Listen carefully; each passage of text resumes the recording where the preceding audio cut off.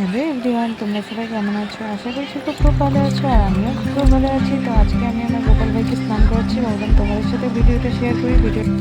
তো স্নান টান করানো হয়ে গেলে তো এখন গাটা মুছিয়ে দিয়ে আমি ড্রেসটা পরাবো।